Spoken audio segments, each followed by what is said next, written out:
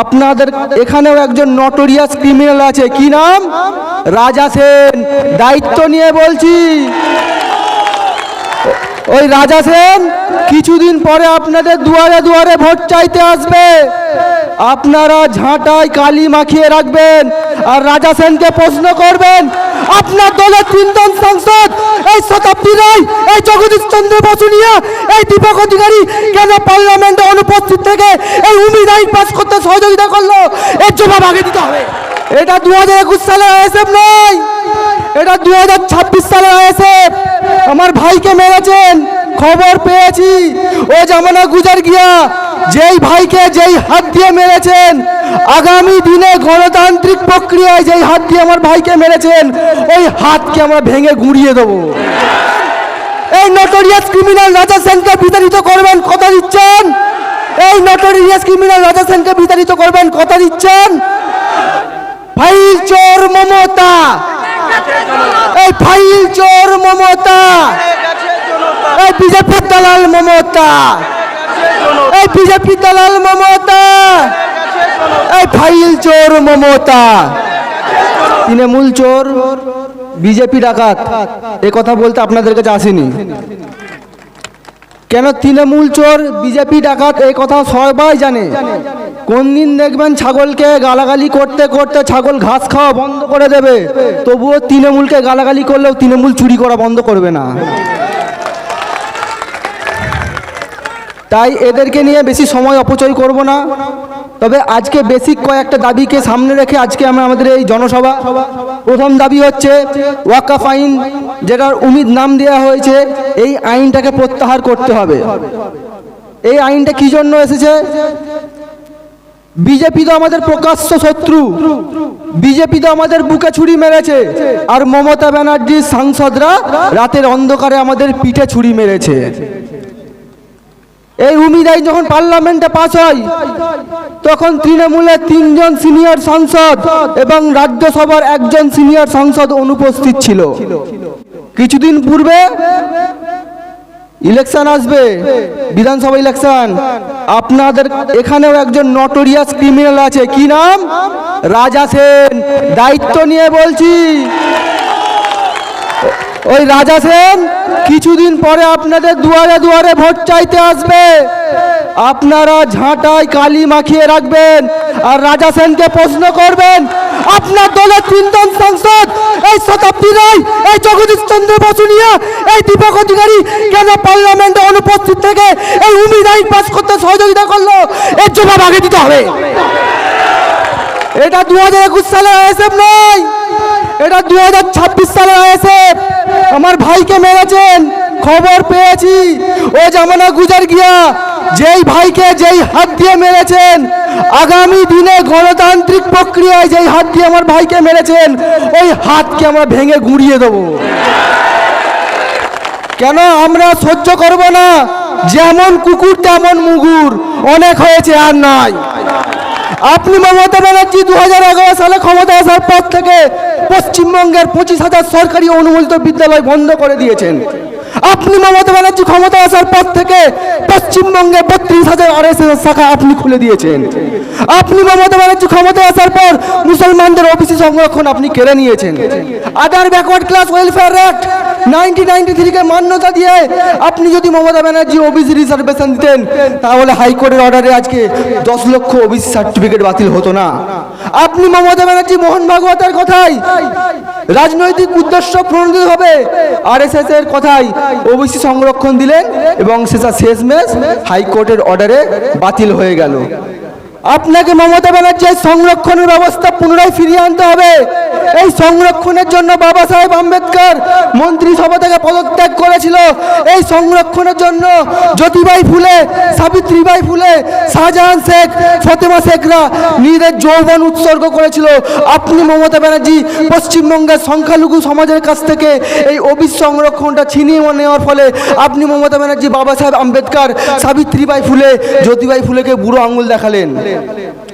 আপনি মমতা ব্যানার্জি যদি না পারেন 6 মাসের জন্য মুখ্যমন্ত্রীর চেয়ারটা আমার দলের চেয়ারম্যান পীরজাদা নওশাদ সিদ্দিকীকে ছাড়ুন, আমরা কথা দিয়ে যাচ্ছি 3 মাসের মধ্যে সায়েন্টিফিক ওয়েতে সার্ভে করে পশ্চিমবঙ্গের মুসলমানদের আমরা 10% সংরক্ষণের ব্যবস্থা করে দেব।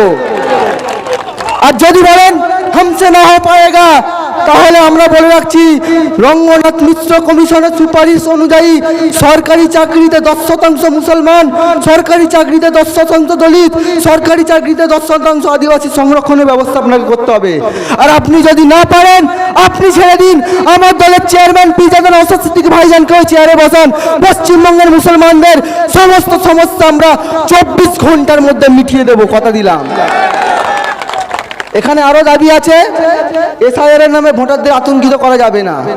আপনি মমতা ব্যানার্জি, হ্যাঁ আপনি বলেছিলেন আমি বেঁচে থাকতে পশ্চিমবঙ্গে এসআইআর লাগু হতে দেব না। আপনার দীর্ঘায়ু কামনা করে বলছি, আপনি বেঁচে আছেন নাকি গেছেন?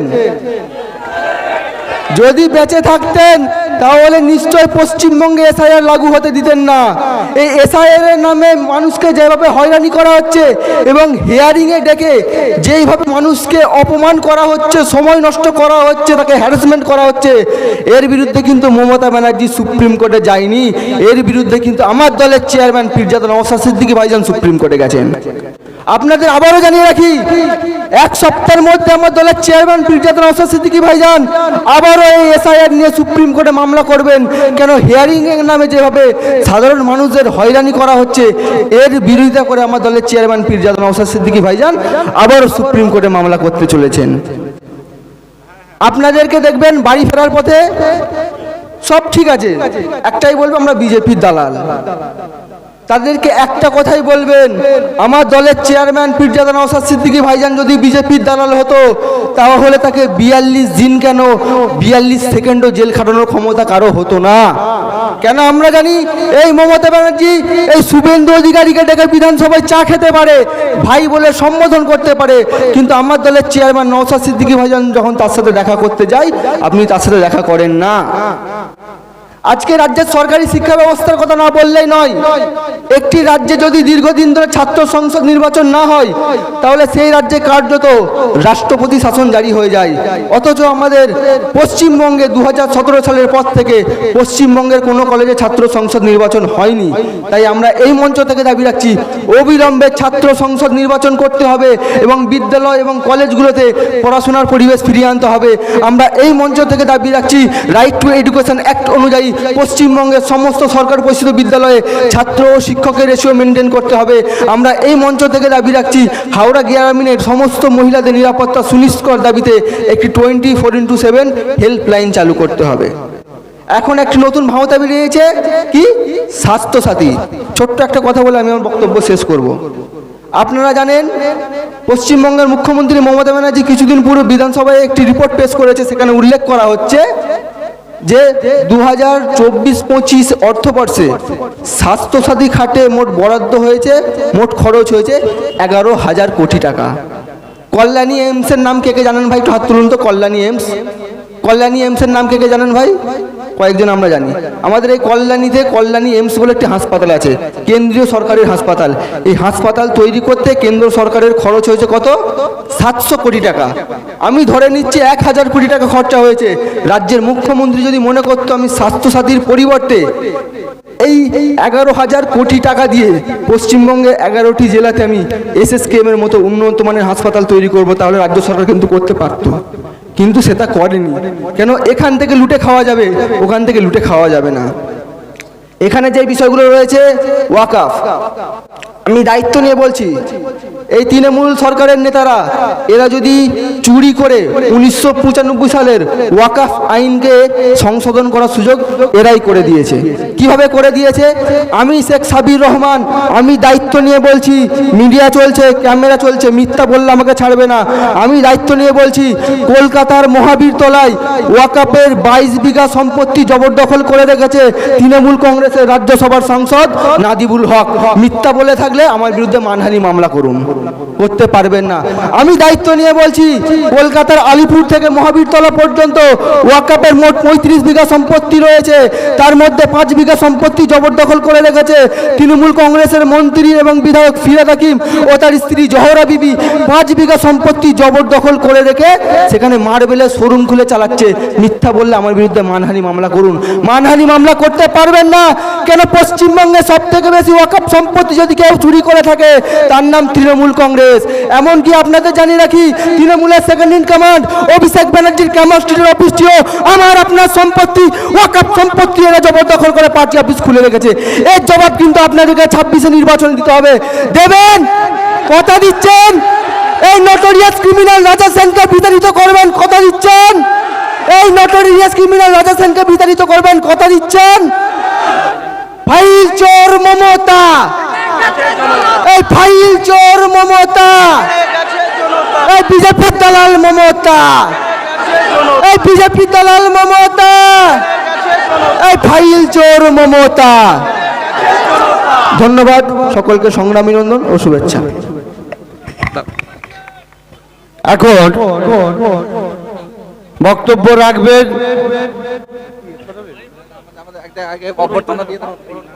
এখন আমাদের রাজ্য কমিটির সদস্য লক্ষ্মীকান্ত হাঁসদা মহাশয়কে সম্বর্ধনা দেওয়া হবে। ওনাকে ব্যাচ এবং উত্তরীয় পরিয়ে বরণ করে নিচ্ছেন শরীফুল খান, আমাদের বাগনান বিধানসভার অন্যতম নেতৃত্ব শরীফুল খান।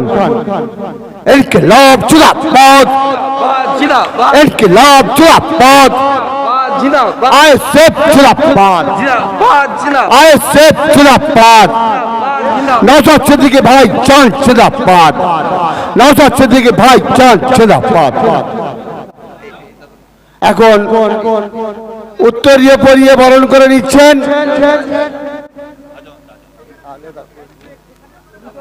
মুখে করে